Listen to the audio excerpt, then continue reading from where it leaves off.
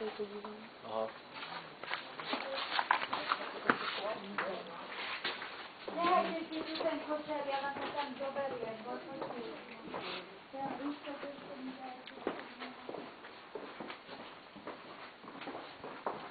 Nech sa páči, môžeme tam dole prejsť.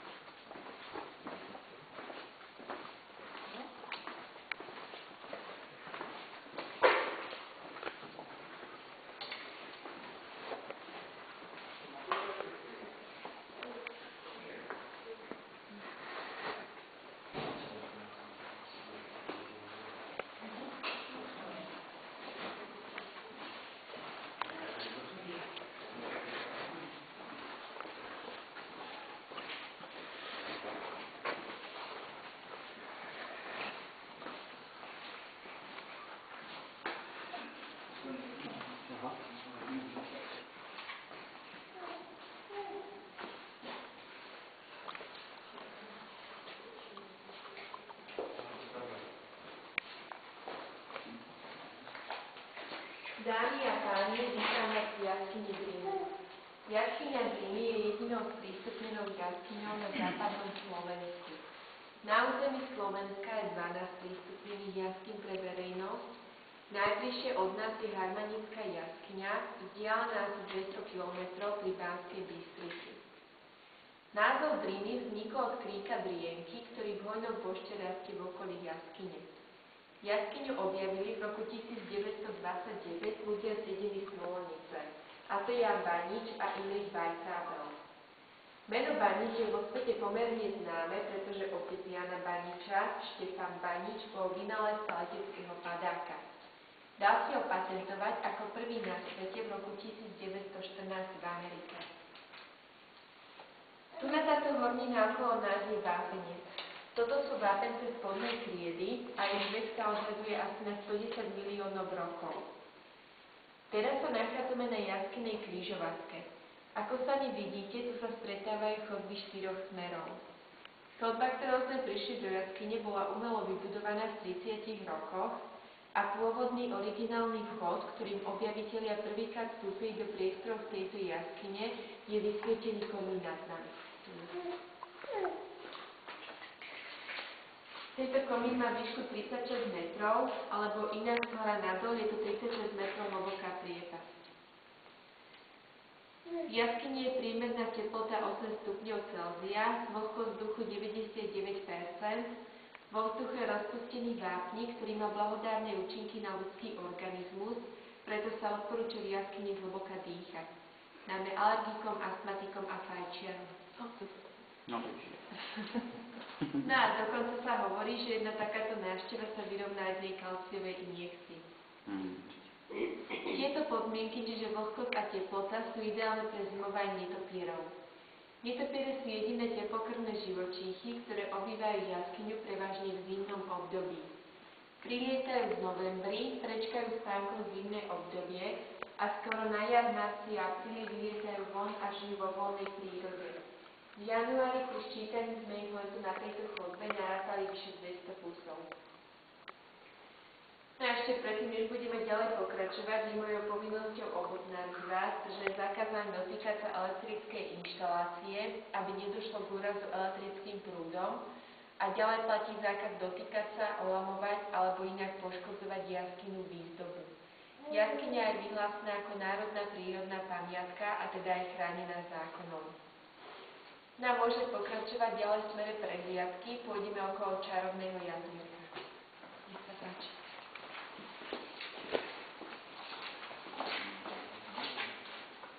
Táto chodba sa inak nazýva hlinená chodba, pretože v minulosti bola celá vyplnená hlinou. Takisto aj tu na táto vstupná chodba, keď sme vstupovali, neviem, či ste si všimli, tá výzdoba začína až tak vyššie a to bolo práve z toho dôvodu, že tam bola tá hlina. A tu nám môžete vidieť ešte tie pozostatky tej hliny. Nech sa páči, môže pokračovať.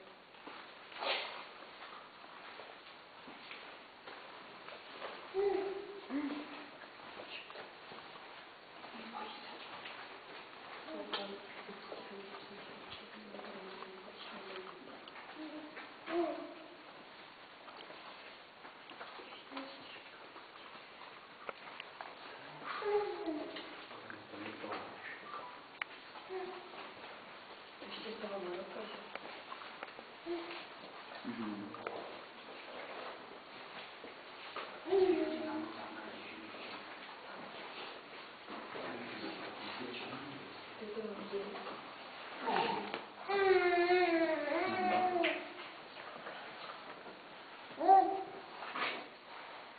Všetko nám môžete vidieť spomínané čarovné jazierko. Čarovné sa nazýva preto, lebo sa hovorí, že na Štvrťansku noc tu tancujú víly. Takže ak by ste mali záujem, môžete si prísť zatancovať. Beda však mladencom, ktorí nevedia dobre tancovať, víly ich utancujú na smrť. No a dúfam, že ste si všimli vozík na terase, pretože práve týmto náš pán správca potom týchto utancovaných mladencov vyváža von z jaskyne. Všetká voda, ktorá je v jaskyni, teda aj tá v jazierkách, je dažďová voda, ktorá naprší na zemský povrch a do jaskyne presiakne cez vápencové nadložie nad nami. Vápence sú vodou priepustné a o vode rozpustné horniny, čo je prvý predpoklad tvorby takýchto jaskyných priestorov. Samozrejme je logické, že najviac vody je v jaskyni práve vtedy, keď na zemskom povrchu prší, a naopak, suché obdobie na zemskom povrchu sa prejavuje tým, že ubudne voda v jazierkách a klesá aj vlhkosť vzduchu.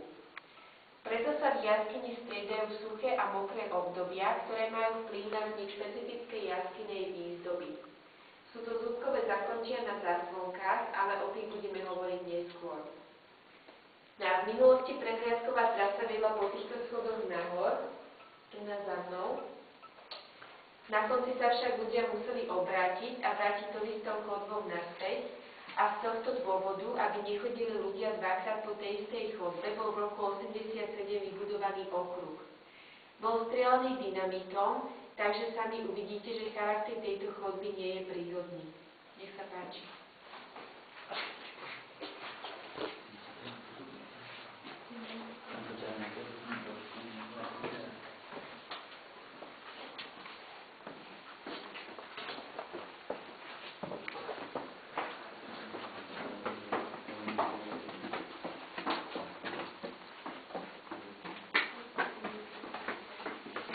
Na potom stenách môžete vidieť ešte aj tie diery od dynamitu.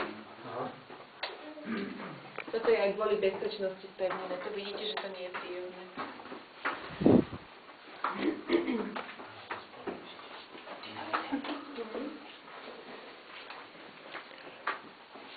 Skúšam?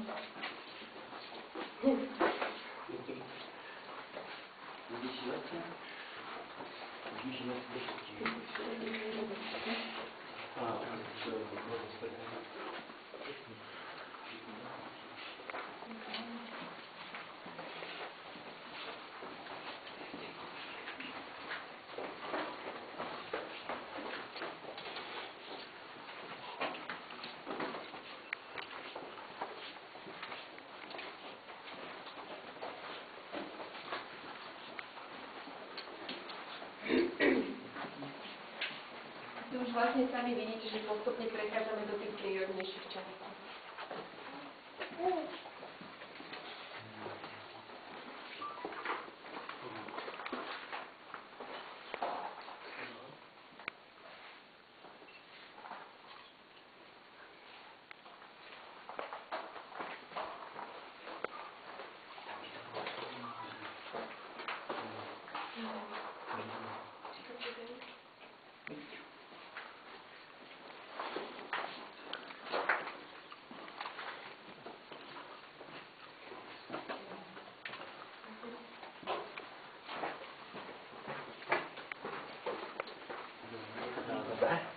Jo. Tak mám za ním. Už som písala, že to bolo už podľa týchto bukovín vidíte, že patrí medzi také menšie jaskyne táto jaskyňa a to bolo vlastne z toho dôvodu, že tu nebol žiadny riečný tok. Vlastne všetko tu vzniklo iba tou dažďovou vodou.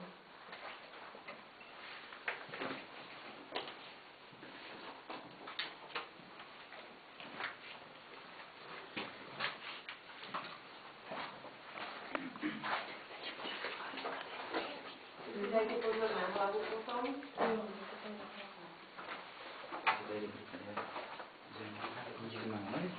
Ne, to sa snažím To tak poleci, že? Dobre, môžeme na to.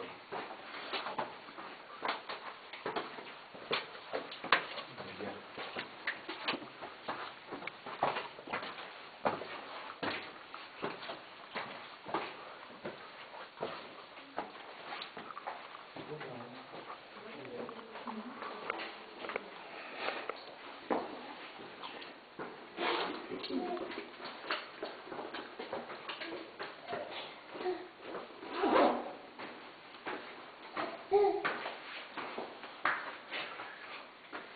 takto nejak, ako tu vidíte, vyzerali všetky chodby, keď sa jaskyňa objavila. To znamená teda, že aj po týchto betónových chodníkoch, kadiaľ teraz chodíme, boli kedysi takéto stalagmity, ako vidíte na tejto chodby. Táto chodba má ďalej dĺžku asi 60 metrov, pokračuje tu v tomto smere takými úzkými chodbičkami. To sú však také priestory, v ktorých sa je možné pohybovať iba v polohe plazení. V zime je táto jaskyňa pre verejnosť uzatvorená, vtedy sa tu robia jaskyniarske prieskumy a práve týmto smerom sa predpokladá, že sa jaskyňa Driny môže v budúcnosti rozšíriť o nejaké nové priestory. Táto sieň sa nazýva sieň kráľa Svätopluka. Tu na tento stalagmit, na ktorý svieti, pripomína sediaceho kráľa, sedí na okrúhlom stolci, má dlhé rozpustené vlasy a pozerá dovnútra pukliny. Pod ním môžete vidieť aj jeho 3 synov, tu na tie 3 hlavičky, a najmladší z nich pasie ovečku. Tu na. No a celú túto sieň stráži jaskyný trpaslík. Ako sami vidíte, v jaskyni sa fantázii medze nekladú a dôkazom toho je, že jeden návštevník nám tu našiel zavíjajúceho kokršpaniela. Tu nám vzadu. Možno potom skôr na tom tieni je to vidieť. A za vami, keď sa obrátite, sa nachádza útvar v tvare písmena V. Dostal pomenovanie zajačie uši. Nech sa páči, môžete pomaly pokračovať.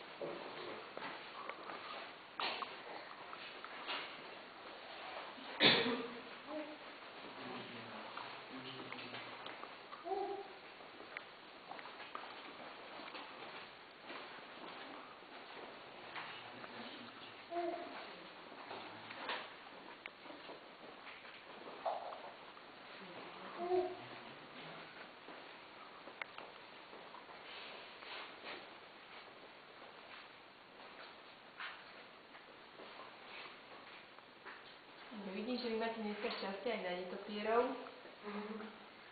Netopierov sa inak bať nemusíte, neublížia. To sú iba povery, že sa zamotávajú do vlasov.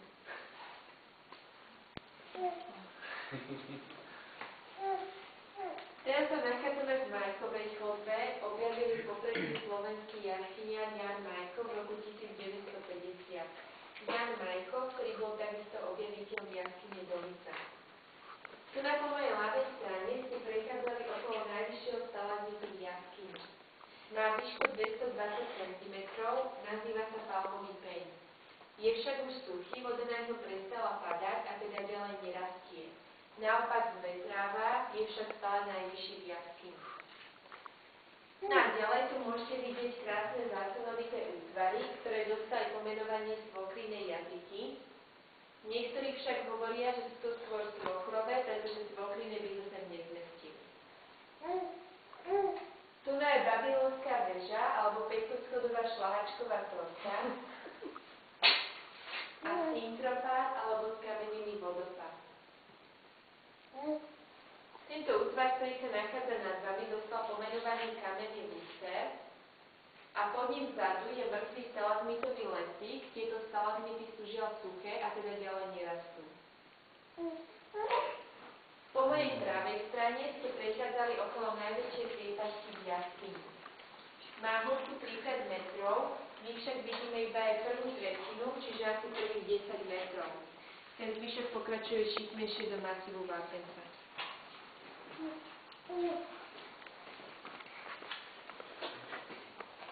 Špecifické pre túto jaskyňu je takáto červenkastá výzdoba, ktorá je spôsobená prítomnosťou chemickej prímesi železa. Biela farba je čistý vápenec, na sivu spôsobuje prímes mangánu. V jaskyni rastie z dola nahor stalagmit, z hora nadol stalaktit. Tieto dva útvary sa môžu spojiť a vtedy vznikne stalagnát. Po mojej ľavej strane tu nám môžete vidieť celé stalagnátové stĺporadie.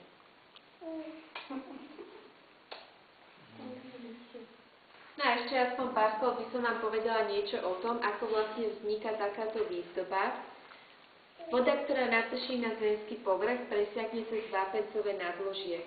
Tam sa voda mineralizuje, rozpustí sa v nej vápenec, vznikne určitá zmes vody a vápenca.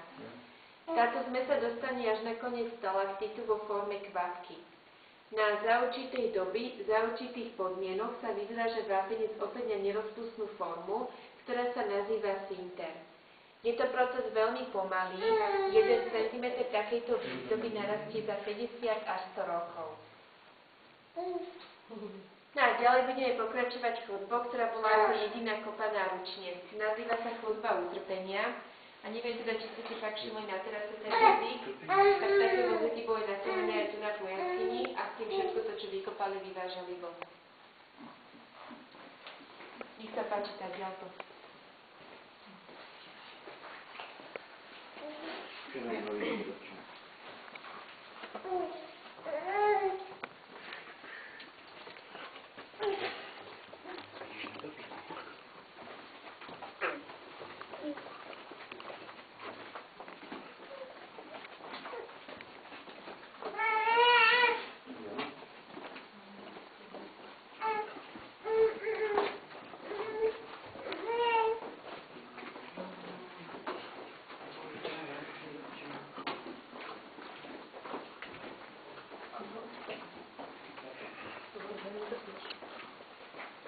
Ty? Ty?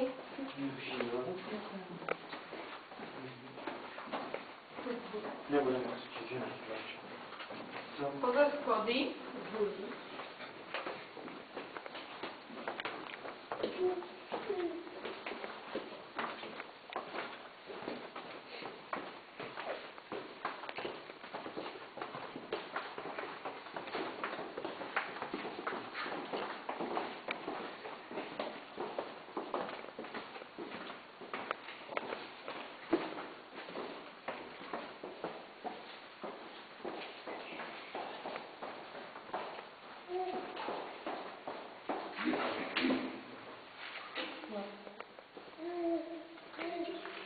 Táto sala je najväčšia, takisto aj najstaršia v celej jaskyni. Najstaršia v tom zmysle, že bola objavená ako prvá a objavili ju tu na týmto podchodom. Za týmto podchodom sa nachádza jaskyňa Križovatka, to znamená miesto, kde sme našu prehliadku začínali. Keď bola v roku 1935 prístupnená táto jaskyňa pre verejnosť, práve týmto podchodom prebiehala prvá prehliadková trasa. Ľudia prešli na koniec tejto chodby, tam sa museli obrátiť a to istou chodbou potom vychádzali von z jaskyne. Vtedy bola sprístupnená prakticky iba 1/3 jaskyne o dĺžke asi 170 metrov. V súčasnosti má táto jaskyňa asi 700 metrov, pre verejnosť je však sprístupnených iba 450 metrov. No a teraz sa nachádzame aj na najhlbšom mieste v jaskyni. Nad nami sa nachádza asi 30 metrov vápencového nadložia, ďalších 10 metrov je postrop, čo teda znamená, že sa nachádzame asi 40 metrov pod zemským povrchom. V minulosti celá táto sieň bola vyplnená sladkou vodou, tá mala vplyv na vznik tejto výzdoby. Tu na. Inak je to aj najstaršia výzdoba v jaskyni. Sú to také maličké guľvočky, ktoré pripomínajú hrách nahádzaný na stenu, nazývajú sa hrákové, alebo inak odborne pizolit. No a v súčasnosti má táto jaskyňa 2 okruhy. My sme prešli dookola jeden okruh, nachádzame sa v strede jaskyne a pred nej máme druhý spomínaný okruh. Môžem pokračovať. Nech sa páči.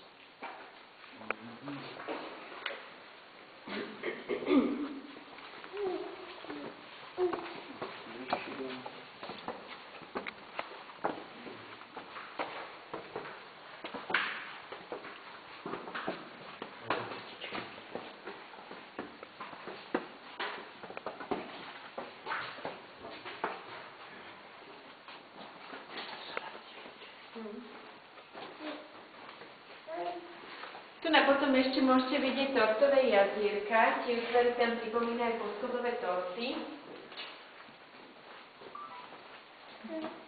A ďalej tu na je Smolnický zámok, tu je ešte. Ja vám tu ešte zasvietím.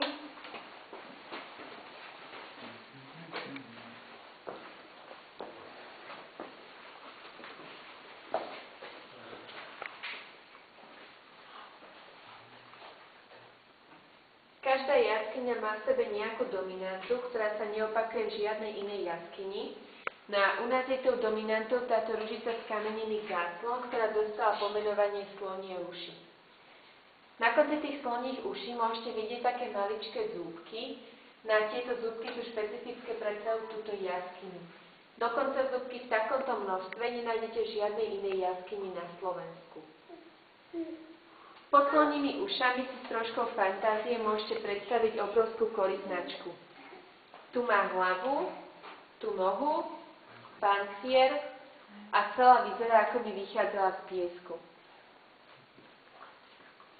Za korytnačkou sa nachádza skamenená jaskyňa princezná.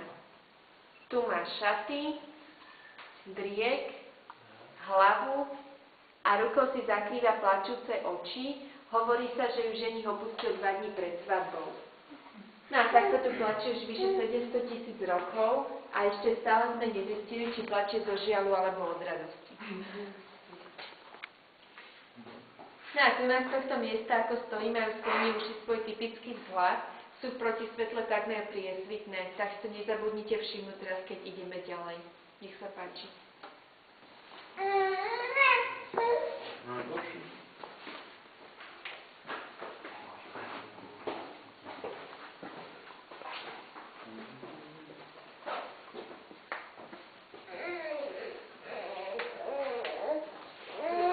Ešte môžete vidieť druhý najvyšší stalagmit v jaskyni. Tento má výšku 190 cm, na rozdiel však od toho prvého najvyššieho, čo som vám ukazovala, tento je ešte stále aktívny, čo znamená, že ešte stále rastie. Pravdepodobne o takých 2000 rokov bude práve tento najvyšší v celej jaskyni. Chodba, ktorou budeme ďalej pokračovať, bola takisto strelená dynamitom. Nech sa páči.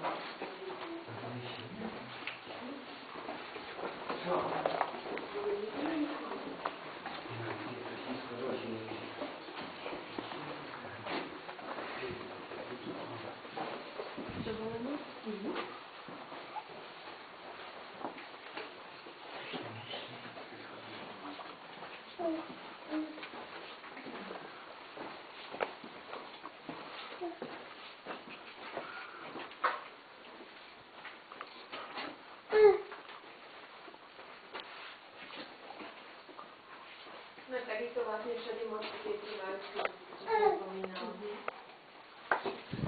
Výroky.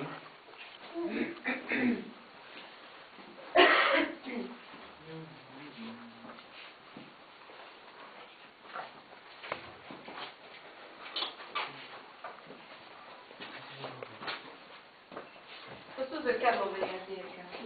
Ešte k tým jazierkám, teda z tých letných mesiacov úplne vysychajú. A napríklad na jar, keď sa topia snehy a vonku je veľa snehu, tak tie jazierka presychajú. Toto sú najviac problémy.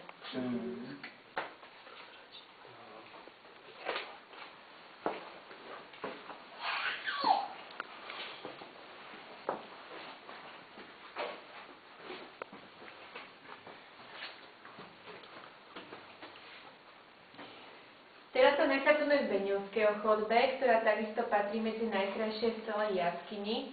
Zároveň sa teraz nachádzame aj na najvyššom mieste v jaskyni, odtiaľto je nadzemský povrch asi 30 metrov. Nad nami sa nachádza 18 metrov vysoký komín, tento však nevyústie priamo na zemský povrch. Na trošku fantázie si aj tu môžete predstaviť rôzne zaujímavé útvary. Napríklad v komíne tu na hore môžete vidieť skamenenú jaštericu. Tu má chvost, polezie hore. Tak ako kostra, keby tam bolo. Nado mnou je zavesená oškobaná hus s 3 stehnami. A za mnou šikma väža v Píze. Táto je niečo menšia ako tá v Taliansku, ale je krajšia, krivšia a aj naša jediná na Slovensku. No je to vlastne stalagmit, ktorý rastol na mäkkom podloží, nemal pevné základy a svojou vlastnou váhou sa vychýlil. Na jeho mieste narastol tu na tento stalagmit, ktorý je ešte stále šťastí aktívny a keby nedošlo k tomuto vychýleniu, mohol tu nastať sklb až po strop. Nech sa páči, môže pokračovať.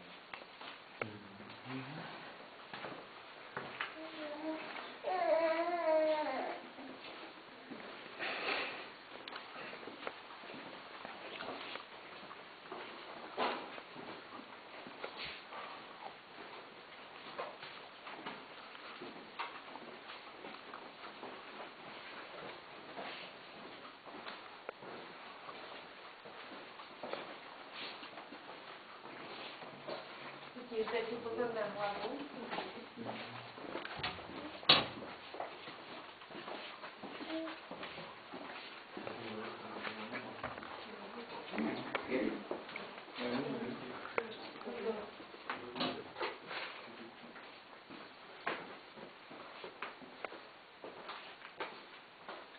Teraz sa nachádzame v tzv. Jaskynom zelovoci. Nad vami si môžete predstaviť rôzne druhy korienkov, cibuliek, krenkoviek podľa vlastnej fantázie. No a môžete tu vidieť aj zmenšenú čínskeho múru alebo veľkého plaziaceho sa hada. A ak by sa náhodou niekto ráno zabudol učesať, tu nad vami sú jaskyné hrebene. Nech sa páči, môže pokračovať.